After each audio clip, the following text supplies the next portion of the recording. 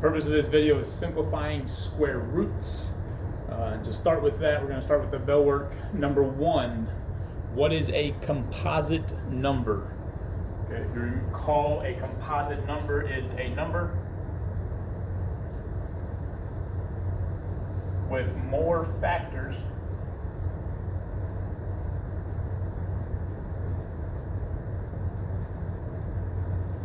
than one and itself.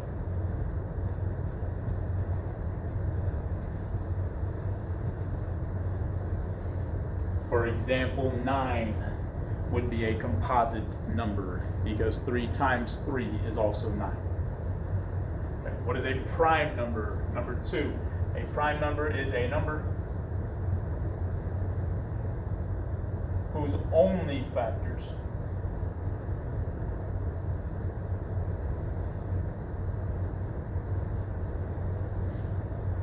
are 1 and itself.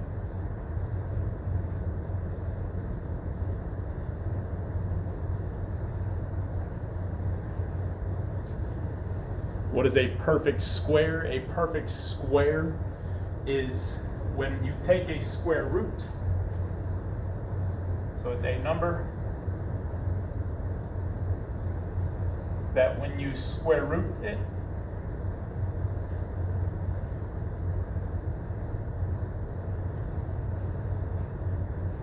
is equal to an integer.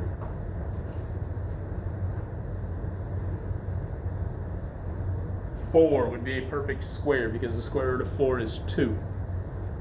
9 would be a perfect square because the square root of 9 is 3. 16 is a perfect square because the square root of 16 is 4, etc. Number 4 there, what does it mean to take the square root of a given number? So you find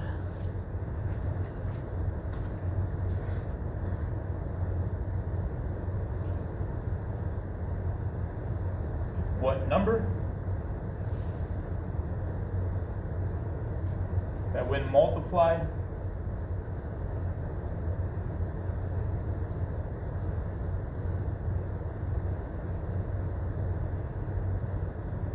by itself equals the number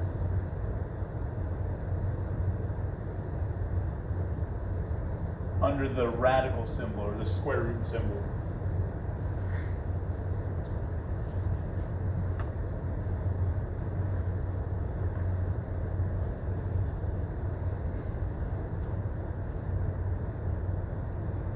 Okay, moving on to the actual notes here. As stated at the beginning there, this section is about simplifying square roots. It's not that difficult of a section, but it does require you to think a little bit. What is given? I'm going to give you a radical expression. Specifically, it's going to be a square root expression that could potentially be reduced and simplified. It is possible that you will not be able to simplify, that the question is in fact then the answer.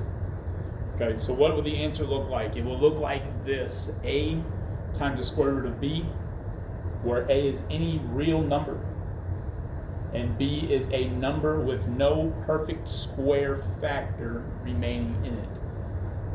Okay, it could be a composite number still, but that composite number, if we listed out all the factors, does not have any perfect square factors.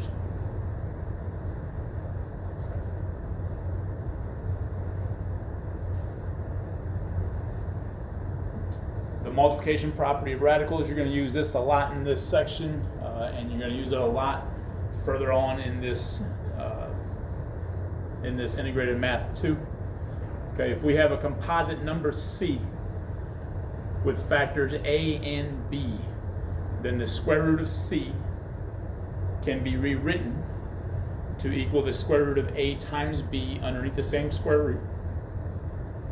And then we can rewrite that as the square root of each of those factors by themselves. Okay, this is the property that's going to be key for simplifying square roots and radical expressions. And your decimal solutions will not be accepted. So do not plug this into a calculator and just write down the decimal answer, because I am looking for specific answers.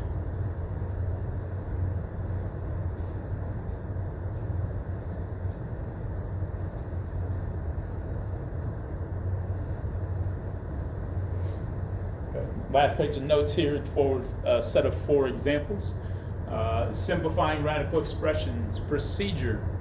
Step 1, you're going to factor the number that is under the square root or under the radical. Okay, again, I'm going to call that creating the U. You're going to list out all the factors that that number has.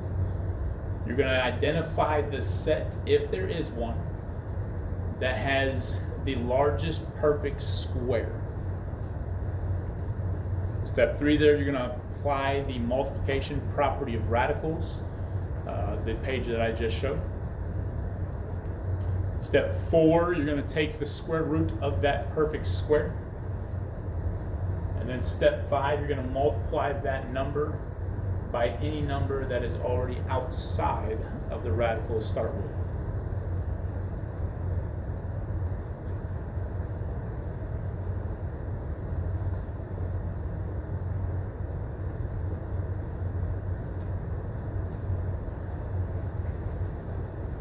Okay, so 4 examples here. Number 1, the square root of 320. Okay, and again, we're simplifying. So I'm going to take 320.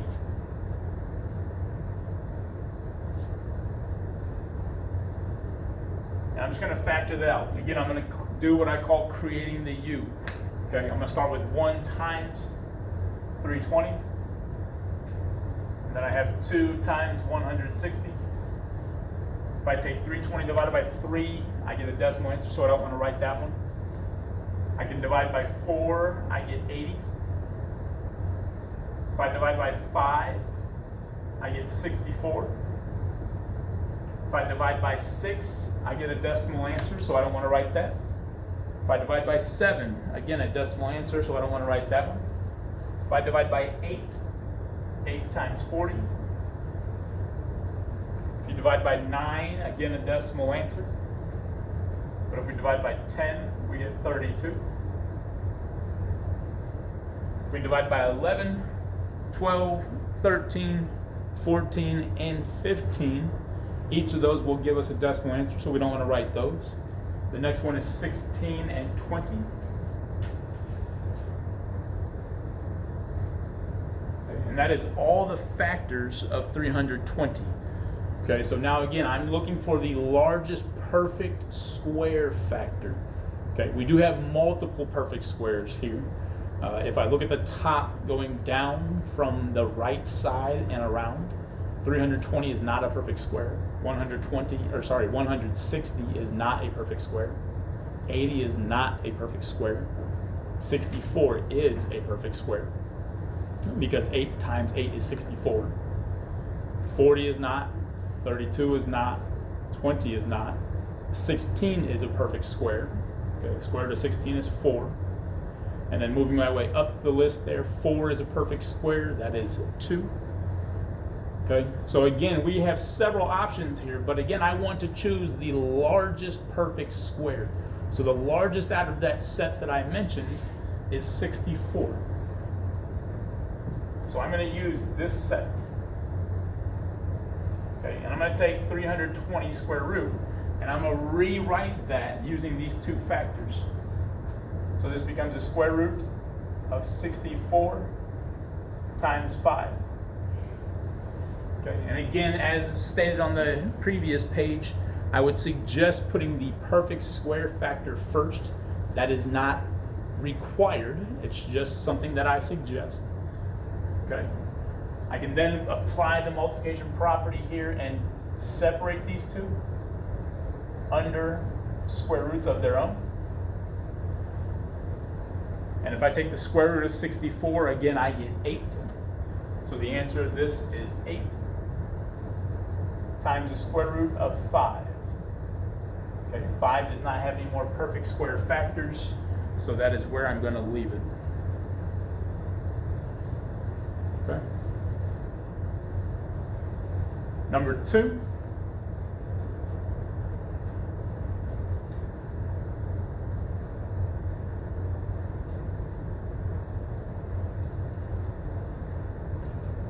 Number 2, I'm going to factor out 147.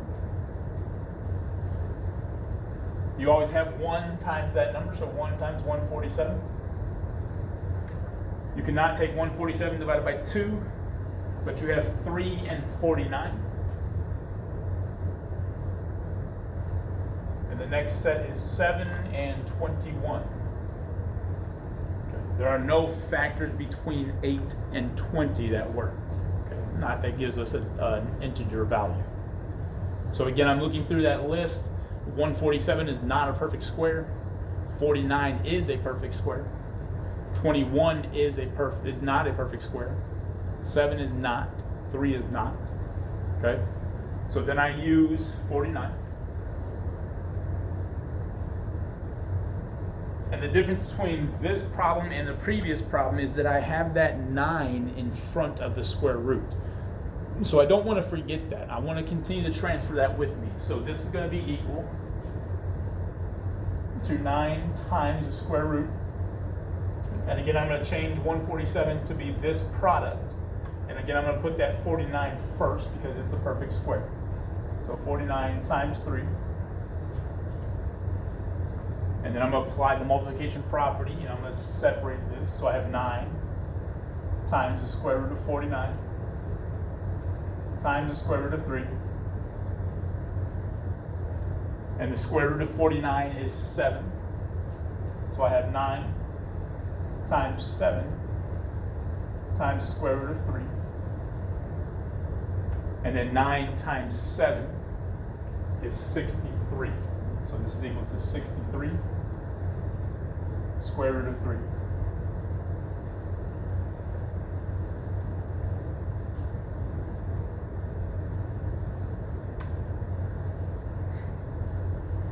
Okay, number 3 gives me a different scenario where I just have a negative in front of the square root. I don't have a number figuratively there.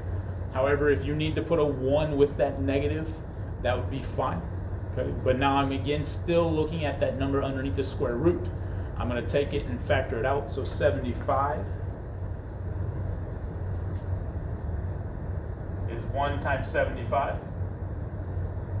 3 times 25, 3/4 makes 75 cents. 4 does not work, but 5 times 15 does.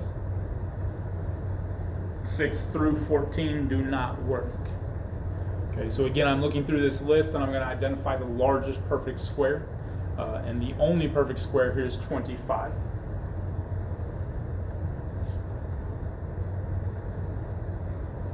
Okay, it might be a suggestion to go back to one of those first sets of notes that I gave, and I suggested that you write down all the perfect squares. I think I ranged from 1 to 20. So we had 1 squared was 1, 2 squared was 4, 3 squared was 9, etc.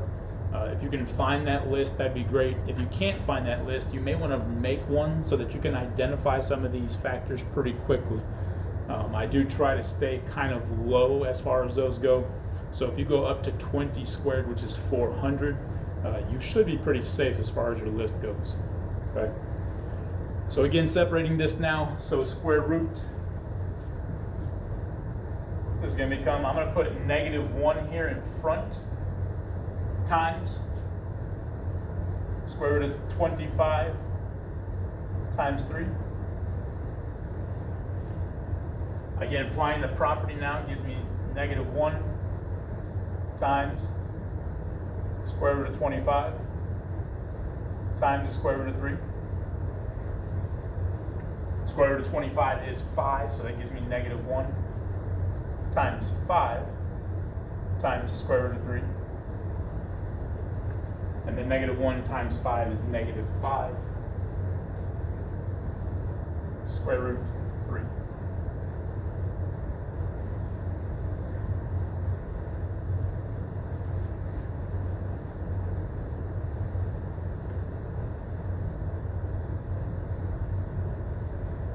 Next one now, again, I have an integer value in front of this, but again, it's negative now, so we have 4 different scenarios. Number 1, where we had nothing in front except for the 1 that's imaginary, okay, or understood. Number 2 was a positive number that was not 1. Number 3 was a -1. And then number 4 is some negative number that's not 1, okay? We're again looking at that number underneath the square root. So it's 20 here. We're gonna find the factors of 20. Again, creating the u. So 1 times 20, 2 times 10, 4 times 5. Okay, 5 times, then continues to flip around. Okay, so that's my list. 20 is not a perfect square. 10 is not a perfect square. 5 is not a perfect square. However, 4 is a perfect square. So we're going to use 4 and 5.